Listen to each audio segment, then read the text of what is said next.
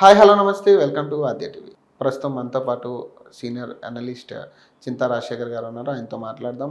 ఏపీకి సంబంధించి రాజకీయ పరిస్థితులు ఎలా ఉన్నాయి, ఇప్పుడు జరుగుతున్న చంద్రబాబు నాయుడు గారి రిమాండ్కి సంబంధించి కూడా మరిన్ని విశేషాలు అయితే తెలుసుకునే ప్రయత్నం చేద్దాం. నమస్తే సార్. నమస్తే. స్కిల్ డెవలప్మెంట్ స్కామ్ విషయంలో ఇటీవల చంద్రబాబు నాయుడు గారి అరెస్ట్ గురించి మనందరికీ తెలిసిందే. అంటే మీరు ఎలా చూస్తారు దాన్ని? అంటే ఇది కక్షపూరిత చర్యలని చంద్రబాబు నాయుడు గారు చెప్పడం జరుగుతుంది. జగన్ గారేమో న్యాయం ఎలాగైనా అది జరుగుతుంది అని చెప్పేసి ఆయన చెప్పడం జరుగుతుంది. దీన్ని ఎలా చూడొచ్చు అంటున్నారు? ఇప్పుడు ఏది కక్షపూరితం ఉండదండి. కక్షపూరితం అంటే కక్షపూరితం. ఉదాహరణకి వైఎస్ జగన్మోహన్ రెడ్డి గారిని పాదయాత్ర చేయకూడదని సోనియా గాంధీ గారు అన్నారు. లేదు, ఆయన పాదయాత్ర చేస్తా అన్నారు. పాదయాత్ర చేస్తా అంటే ఆయన చేయనివ్వలేదు. ఆయన సొంతంగా పార్టీ పెట్టుకున్నారు. పార్టీ పెట్టుకోగానే సోనియా గాంధీ గారు వాళ్ళ పార్టీ ఎమ్మెల్యే చేత శంకర్రావు చేత ఒక లెటర్ రాయించారు. దాన్ని హైకోర్టు అంగీకరించి సుమోటోగా తీసుకుని విచారణ చేయమని సిబిఐకి చెప్పింది. సిబిఐ విచారణ మొదలుపెట్టింది. కాంగ్రెస్ పార్టీ ప్రభుత్వానికి జగన్మోహన్ రెడ్డికి మధ్యలో గొడవ. దాంట్లోకి చంద్రబాబు నాయుడు దూరిపోయి నేను కూడా ఇంప్లీడ్ అవుతున్నామని ఎర్రనాయుడు గారి చేత పిటిషన్ వేయించి, అంటే ఒకళ్ళు ఇద్దరు పోట్లాడుకుంటుంటే ఒకడు ప్రత్యర్థికి దగ్గరికి వెళ్ళి వాడితో కలిసి నీకు ఎగెన్స్ట్గా పోరాడతా అంటే ఆ నొప్పి పడిన వాడికి అవకాశం వస్తే వాడు వదిలిపెట్టడం. ఆ రోజున చంద్రబాబు నాయుడు ఏం చేశాడు? జగన్మోహన్ రెడ్డి అది చేస్తున్నాడు. ఆ రోజున చంద్రబాబు నాయుడు చేయడం న్యాయం అయితే ఈ రోజు జగన్మోహన్ రెడ్డి చేయడం కూడా న్యాయమే. కానీ దాన్ని ప్రూవ్ చేయలేకపోతున్నారనే కదా ఇప్పుడు వాళ్ళు చెప్పేది. ఇది చాలా ప్రూవ్ చేయకపోతే ఆధారాలు లేవు అనే. ఆధారాలు లేకపోతే సిబిఐ కోర్టు రిమాండ్ ఇవ్వదు, కస్టడీకి ఇవ్వదు. ఆధారాలు లేవని హైకోర్టు చెప్పారు కదా, క్వాష్ పిటిషన్ వేశారు కదా, ఆధారాలు లేవు అని. హైకోర్టు దాన్ని అంగీకరించట్లేదు కదా, ఆధారాలు ఉన్నాయని కదా మీరు మీ క్వాష్ పిటిషన్ చెల్లదు, అవినీతి జరిగిందని ఆధారాలు ఉన్నాయి, విచారణ జరగాలి అంటుంది కదా హైకోర్టు. ఉన్నాయి మూడు కోర్టులు. సిబిఐ కోర్టు అయిపోయింది, హైకోర్టు దాంట్లో ఆధారాలు ఉన్నాయని నమ్మి క్వాష్ పిటిషన్ కొట్టేసింది. ఇప్పుడు మీకు మిగిలిన సుప్రీంకోర్టు. సుప్రీంకోర్టుకి వెళ్ళారనుకోండి, అత్యున్నత న్యాయస్థానం దాన్ని కూడా క్వాష్ పిటిషన్ కొట్టేశారనుకోండి, ఆధారాలు ఉన్నట్టు అందరూ ఒప్పుకోవాలి. ఇక సుప్రీంకోర్టులో కూడా క్వాష్ పిటిషన్ కొట్టేస్తే ఆధారాలు ఉన్నట్టే లెక్క. ఈ రోజు వరకు న్యాయస్థానం దృష్టిలో ఆధారాలు ఉన్నాయి. కానీ ఎందుకు బయటకు తీసుకురావట్లేదంటే అంత గోప్యంగా పెట్టడము ఏది?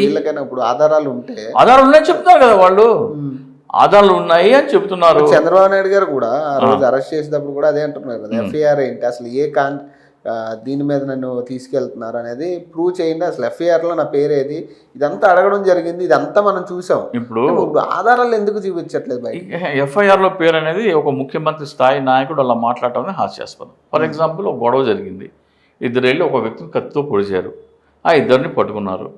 పట్టుకున్న తర్వాత వాళ్ళ పేర్లు ఎఫ్ఐఆర్లో వేశారు. ఎఫ్ఐఆర్ అంటే ఏంటి? ఫస్ట్ ఇన్ఫర్మేషన్ రిపోర్ట్, మొదట ప్రాథమిక సమాచారం వచ్చిన రిపోర్ట్. వాళ్ళిద్దరిని ఇంటరాగేషన్ చేశారు. ఇంటరాగేషన్ చేస్తే లేదండి మాకేం లేదండి, మేము కిరాయి రౌడీలము, ₹1 కోటి ఇస్తే ఆడిని చంపేస్తే ₹1 కోటి ఇస్తా అని చెప్పి ఫలానా వ్యక్తి చెప్పారని చెప్పాడు. ఆ వ్యక్తిని వెళ్ళి అరెస్ట్ చేయాలా వద్దా? ఎఫ్ఐఆర్లో వీళ్ళిద్దరు పేరు ఉంది కాబట్టి వీళ్ళిద్దరిని అరెస్ట్ చేస్తాము, నన్ను ఎందుకు అరెస్ట్ చేస్తున్నావు అని డబ్బులు ఇచ్చాడు అంటే ఎట్లా? కుదరదు కదా. ఎఫ్ఐఆర్ అంటే ప్రాథమిక ముందస్తు సమాచారం ఏది వచ్చిందో అది మాత్రమే ఉంటుంది. ఇన్వెస్టిగేషన్లో చేస్తున్నా కొద్దీ దాని మీద అక్యూజ్డ్ పెరుగుతా పోతారు. సో చంద్రబాబు నాయుడు మీద ఆధారం వచ్చినప్పుడు ఆయన దగ్గరికి వెళ్ళి ఆయన అరెస్ట్ చేశారు. ఎఫ్ఐఆర్ రిపోర్ట్ ఎట్లా ఉంటుంది? అది అసలు కామన్ సెన్స్. ఎఫ్ఐఆర్ అంటేనే కళ్ళ ఎదురుగా కనబడిన ఇద్దరు ఎవరైతే అక్యూజ్డ్ ఉంటారో వాళ్ళని ప్రాథమిక సమాచారం. ఎగ్జాంపుల్ ఎవరి మీద చెప్పాను కదా దాడి చేశారు, వాళ్ళిద్దరిని పట్టుకొచ్చి సీసీ కెమెరాలో ఇద్దరు ఫోటోలు దొరికాయి, అని తీసుకొచ్చి లోపల వేశారు. మాకేం తెలియదండి బాబు ఫలానా ₹1 కోటి ఇచ్చాడు, ఆ పని చేయమని ఇచ్చాడు. అంటే ఇప్పుడు సెక్షన్ ప్రకారం కూడా అరెస్ట్ చేయలేదని కూడా కొన్ని వాదనలు ఉన్నాయి కదా, దాని గురించి ఏమంటారు? ఇప్పుడు మనము న్యాయం చదువుకునే వ్యక్తులం, చట్టం చదవని వ్యక్తులం. అక్కడ కూర్చున్న జడ్జి గారు న్యాయవాదిగా ప్రాక్టీస్ చేసి జడ్జి పరీక్షలు పాస్ అయ్యి జడ్జిగా వాళ్ళు విధులు నిర్వర్తిస్తున్నారు. మనకంటే ఎన్నో ఎక్కువ చట్టాలు వాళ్ళకి తెలుసు. ఆ చట్టం వాళ్ళకి వర్తిస్తుందా వర్తించదా అని సిబిఐ జడ్జి గారికి తెలుసు. సిబిఐ జడ్జి గారు సరే ఒకవేళ పొరపాటు చేశారు అనుకుందాం, ఈ తప్పుడు కేసు ఇది అని చెప్పేసి హైకోర్టులో క్వాష్ పిటిషన్ వేశారు కదా, మరి హైకోర్టు జడ్జి కూడా ఆధారాలు ఉన్నాయి, విచారణ కొనసాగాలి, మీకు క్వాష్ పిటిషన్ చెల్లదు అని తిప్పి పంపించారు కదా. ఇప్పుడు సుప్రీంకోర్టుకి వెళ్ళారు. సుప్రీంకోర్టులో కనుక క్వాష్ పిటిషన్ కొట్టేస్తే ఇక పైన మనం టీవీ స్టూడియోలో అయినా సరే సరైన ఆధారాలు లేవని మనం చర్చిస్తే మనం జైలుకి వెళ్ళాలి. మనం ఆ పదం ఉచ్చరించడానికి లేదు. మనం ఈ రోజు వరకు కూడా సరైన ఆధారాలు లేవు అంటే మనం న్యాయస్థానాన్ని కించపరుస్తున్నాం. న్యాయస్థానం 2 సార్లు అంటే సిబిఐ కోర్టు, హైకోర్టు, దాంట్లో ప్రాథమిక ఆధారాలు ఉన్నాయి, అవినీతి జరిగింది అనడానికి ఆధారాలు ఉన్నాయి, దాంట్లో చంద్రబాబు నాయుడు హస్తం ఉంది అనడానికి ఆధారాలు ఉన్నాయని సిబిఐ కోర్టు నమ్మింది, హైకోర్టు నమ్మింది. మనం ఆ పదం ఉచ్చరిస్తే మన ఇద్దరిని తీసుకెళ్ళి లోపలేసిన ఆశ్చర్యం లేదు. ఇంకో విషయానికి వస్తే ఇక్కడ ఈ కేసుకి సంబంధించి చూస్తున్నప్పుడు నిన్న కూడా అసెంబ్లీ మొత్తం కూడా ఒక ఎలా మనం చూసుకున్న వాదనలు కానీ, ప్రతిపక్షాల మాటలు కానీ, అధికార పక్షం వాళ్ళ మాటలు కానీ మీకు ఎలా అనిపిస్తుంది ఇవన్నీ చూస్తుంటే? అసెంబ్లీలో జరిగింది అంటే అసెంబ్లీలో ఈ రోజున ప్రజలకు సంబంధించిన అంశాలు చర్చ కావట్లేదు. ఈ 2 పార్టీల మధ్య యుద్ధంలాగా చూస్తున్నారు.